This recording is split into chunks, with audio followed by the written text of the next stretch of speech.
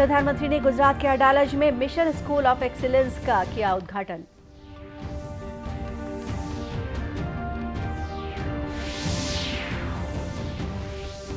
गांधीनगर में रक्षा प्रदर्शनी 2022 आज से शुरू। केवल स्वदेश निर्मित रक्षा उपकरण ही प्रदर्शनी में शामिल।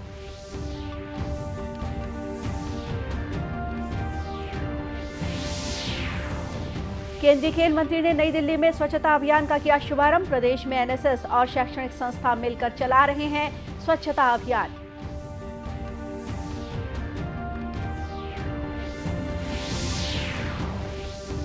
और 22वीं राज्य स्तरीय शालेय क्रीड़ा प्रतियोगिता आज से कवर्धा में शुरू।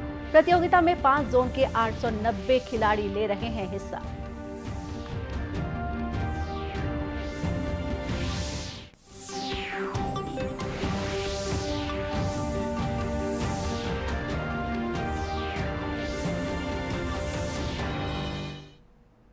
नमस्कार, आप देख रहे हैं दूरदर्शन समाचार। मैं हूं गोपा सान्याल और अब समाचार विस्तार से। प्रधानमंत्री नरेंद्र मोदी ने गुजरात में 15,670 करोड़ रुपए की परियोजनाओं का लोकार्पण और शिलान्यास किया। श्री मोदी ने अडालज में मिशन स्कूल ऑफ एक्सीलेंस का शुभारंभ किया। उन्होंने कहा कि यह विकास गुजरात में एक नए युग की शुरुआत करेगा। उन्होंने कहा कि मिशन स्कूल देश में शिक्षा के क्षेत्र में एक नई इबारत लिखेगा। हाल ही में देश ने मोबाइल और इंटरनेट की 5th जनरेशन यानी 5G के युग में प्रवेश किया है। हमने इंटरनेट की 1st G से लेकर 4G तक की सेवाओं का उपयोग किया है। अब देश में 5G बड़ा बदलाव लाने वाला है। हर जनरेशन के साथ सिर्फ पीढ़ी नहीं बढ़ी है, बल्कि हर जनरेशन ने टेक्नोलॉजी को, जीवन को करीब से करीब हर पहलू के साथ जोड़ा है। साथियों, इस प्रकार हमने देश में स्कूलों की भी अलग अलग जनरेशन को देखा है। आज 5G, स्मार्ट सुविधाएं, स्मार्ट क्लासरूम, स्मार्ट टीचिंग से आगे बढ़कर हमारी शिक्षा व्यवस्था को नेक्स्ट लेवल पर ले जाएगा। अब virtual reality, internet of things, इसकी ताकत को भी हमारे छोटे छोटे बाल साथी, हमारे विद्यार्थी स्कूलों में बड़ी आसानी से अनुभव कर पाएंगे।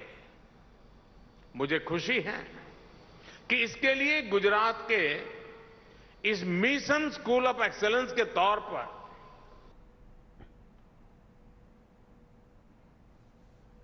गौरतलब है कि प्रधानमंत्री आज से 2 दिवसीय गुजरात प्रवास पर हैं। गुजरात के गांधीनगर में आज से रक्षा प्रदर्शनी 2022 की शुरुआत हुई। प्रधानमंत्री नरेंद्र मोदी ने इस प्रदर्शनी का उद्घाटन किया। इस मौके पर श्री मोदी ने कहा कि भारत रक्षा क्षेत्र में मजबूत इरादे, नवाचार और कार्यान्वयन के मंत्र पर आगे बढ़ रहा है। पिछले 8 वर्ष में भारतीय रक्षा उत्पादों का निर्यात 8 गुना बढ़ा है।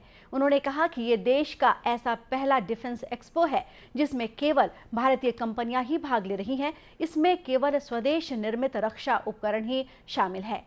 कार्यक्रम को रक्षा मंत्री राजनाथ सिंह ने भी संबोधित किया। पाथ टू प्राइड इस एक्सपो की केवल थीम भर नहीं है, बल्कि एक नए भारत का एक नया उद्देश्य भी है। अमृतकाल के प्रारंभ में इस डेफ एक्सपो का आयोजन अगले 25 वर्षों में राष्ट्र की सुरक्षा और दुनिया के लिए डिफेंस मैन्युफैक्चरिंग हब बनने के हमारे मजबूत संकल्प को भी यह दर्शाता है। डिफेंस एक्सपो एक आकांक्षी भारत और आत्मनिर्भरता की ओर आगे बढ़ रहे भारत का एक विशिष्ट प्रतीक है। प्रदर्शनी से पहले उद्योग और स्टार्टअप के माध्यम से अंतरिक्ष क्षेत्र में रक्षा बलों के लिए अभिनव समाधान विकसित करने के लिए मिशन डेफ स्पेस लॉन्च किया।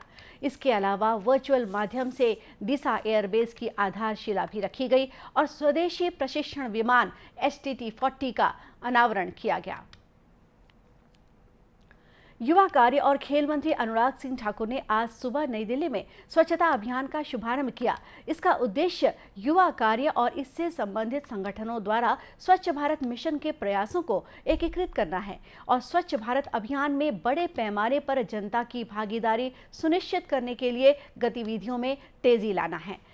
इधर प्रदेश में भी स्वच्छता अभियान में योगदान दिया जा रहा है। रायपुर नगर निगम के ऑक्सीजोन रायपुर में राष्ट्रीय सेवा योजना के 200 से ज्यादा स्वयं सेवकों ने सफाई कर सिंगल यूज प्लास्टिक का कचरा इकट्ठा किया। इसी तरह सभी संस्थानों द्वारा अपने अपने क्षेत्र में फ्रीडम रन और स्वच्छता का कार्यक्रम आयोजित किया जा रहा है।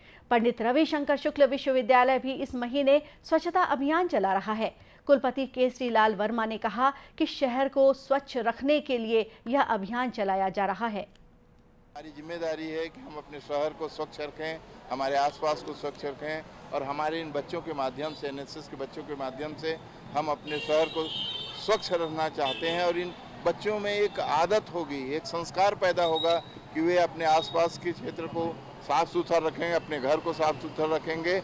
और ऐसा ही अगर हम अपने लगातार प्रयास करेंगे तो आसपास के क्षेत्र से बढ़ते हुए हम रायपुर शहर को हम स्वच्छ रखना चाहते हैं, बहुत सुंदर रखना चाहते हैं। तो स्वाभाविक है कि अगर हमारी भागीदारी होगी, जनता की भागीदारी होगी, तो वो अभियान जो हम स्वच्छता का चला रहे हैं, हमारा शहर रायपुर स्वच्छता में नंबर 1 आए, इसके लिए हम लोग सब प्रयासरत हैं।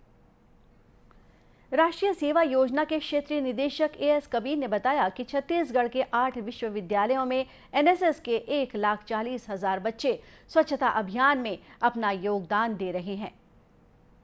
यहाँ पंडित रविशंकर शुक्ल विश्वविद्यालय की संगठन व्यवस्था में भी राज्य स्तरीय ये कार्यक्रम रायपुर में रखा गया है और इसी तरह से जो हमारे विभिन्न विश्वविद्यालय हैं, पूरे छत्तीसगढ़ में 8 मुख्य जो विश्वविद्यालय हैं उसमें हमारे 1,40,000 बच्चे हैं। उनके द्वारा आज ये कार्यक्रम किया जा रहा है जिसमें 1.5 kg ईच वॉलंटियर को टारगेट दिया गया है सिंगल यूज़ प्लास्टिक कलेक्ट करने का। 1 से अभी 19 आज दिनांक तक जो है हमारा मध्य प्रदेश और छत्तीसगढ़ दोनों राज्यों में जो है 5 लाख कूड़ा जो है सिंगल यूज़ प्लास्टिक कलेक्ट किया गया है। तो आज का ये टारगेट है कि 1,60,000 kg का जो है हमें छत्तीसगढ़ से कलेक्ट करना है। इसी तरह शैक्षणिक संस्थान भी नगर निगम के सहयोग से कचरा इकट्ठा कर पर्यावरण को स्वच्छ और सुरक्षित रखने का प्रयास कर रहे हैं। आरक्षण मामले पर छत्तीसगढ़ आदिवासी समाज सुप्रीम कोर्ट में याचिका दायर करेगा। आदिवासी समाज की बैठक में ये निर्णय लिया गया।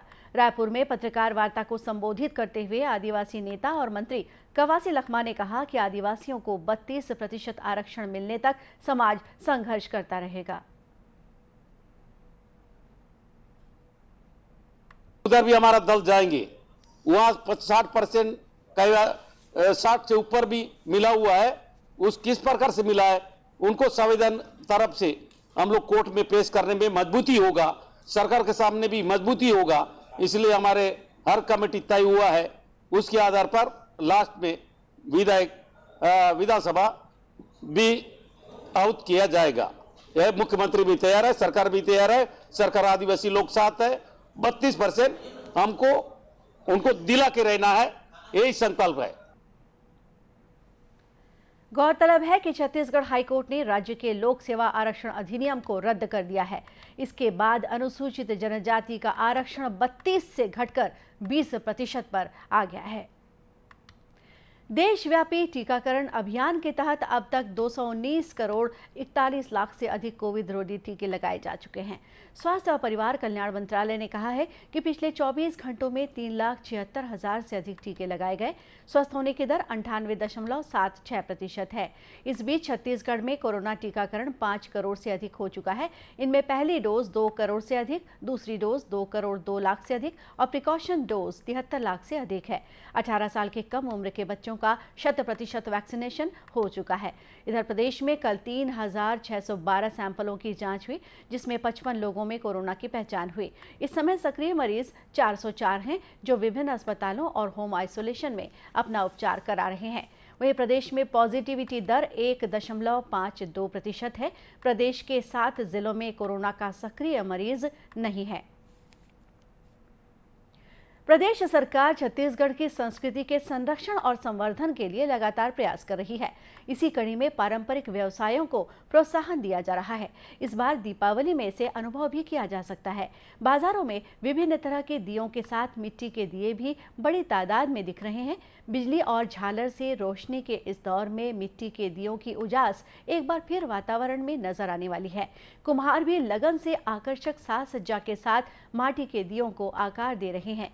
जांजगीर चांपा के बरगावा गांव में ज्यादातर लोग कुम्हार हैं। शासन के प्रोत्साहन से इस बार कुम्हार मिट्टी के दियों और अन्य प्रतिमाओं को आकार देकर अच्छा मुनाफा कमा रहे हैं।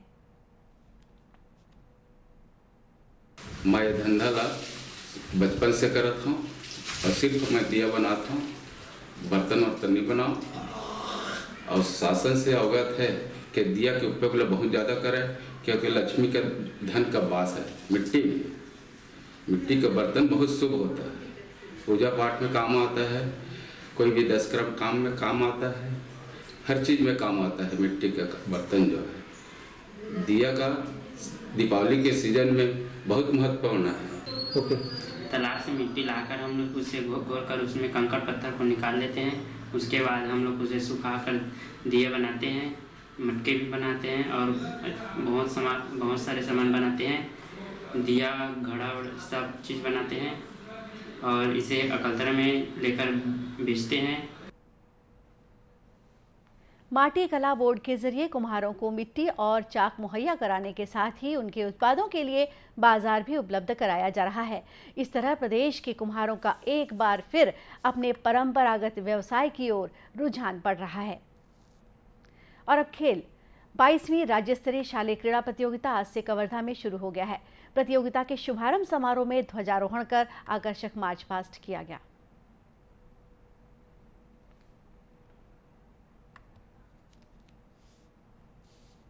विश्व प्रसिद्ध मेला विवेकानंद आश्रम बांस प्रदर्शन की पहचान इंद्रावती राष्ट्रीय उद्यान बाल महोत्सव बस्तर आज जैसे शिक्षा ग्राम स्वीडन में ट्रेन के साथ विदेशी फिल्म करने वाले चंद्रशेखर मंडावी का ये क्षेत्र जहाँ बस्तर अपनी प्राकृतिक अद्भुत सौंदर्य के लिए जाना जाता है। प्रतियोगिता में cricket, ball badminton, volleyball, tennis, field archery, drop row ball के खेल में विभिन्न आयु वर्ग के प्रतियोगी अपनी खेल प्रतिभा का प्रदर्शन करेंगे। प्रतियोगिता के उद्घाटन अवसर पर क्रिकेट, बैडमिंटन और वॉलीबॉल का मैच खेला गया।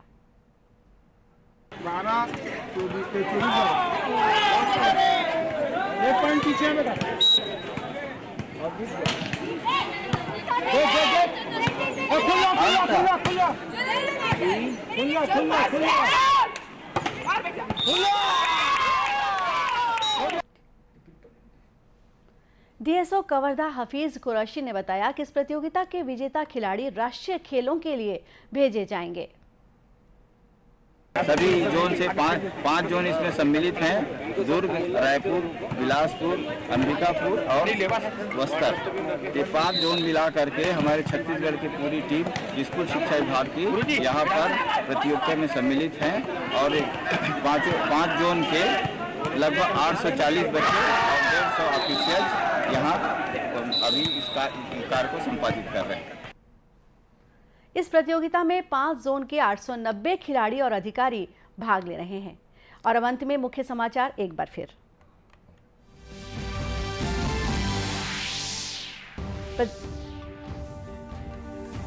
प्रधानमंत्री ने गुजरात के अडालज में मिशन स्कूल ऑफ एक्सीलेंस का किया उद्घाटन।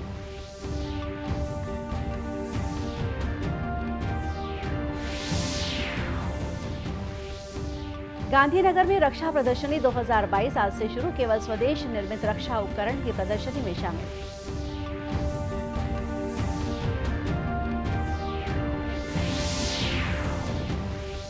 केंद्रीय खेल मंत्री ने नई दिल्ली में स्वच्छता अभियान का किया शुभारंभ। प्रदेश में एनएसएस और शैक्षणिक संस्था मिलकर चला रहे हैं स्वच्छता अभियान।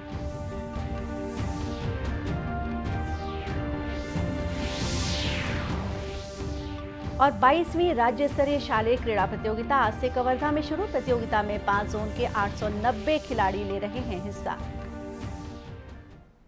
और इसी के साथ ये समाचार बुलेटिन यहीं समाप्त हुआ। नमस्कार।